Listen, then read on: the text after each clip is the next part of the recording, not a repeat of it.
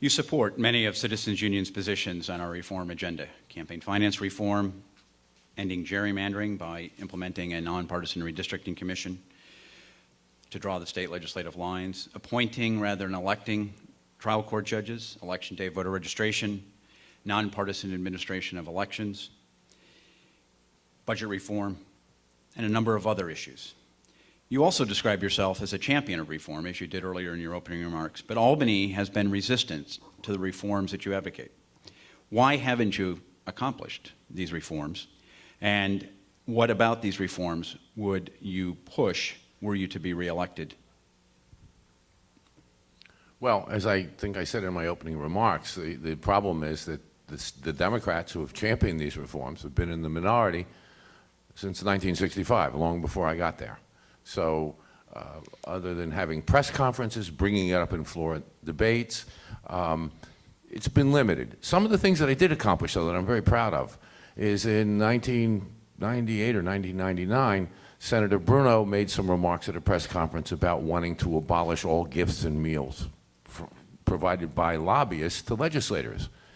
And I took him up on the challenge because he said, you know, we passed the bill in the Senate, but the Assembly won't do it. And knowing the rules and the law as I do, a rule of the Senate has the force of law with respect to its members and staff. And I proposed on the floor a Senate rule to do exactly that.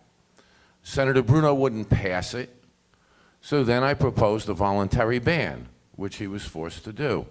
I tell you, my observation in the succeeding 8 or 9 years was that it was honored in the breach by a lot of members. I honored it.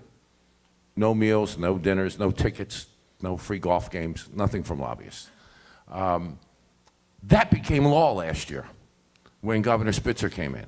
So even if you're in the minority and you can't accomplish everything you want at once, the persistence and keep going after it and publicizing has often led to results. And so there have been reforms, albeit minor, over these past years, similarly with election law reforms.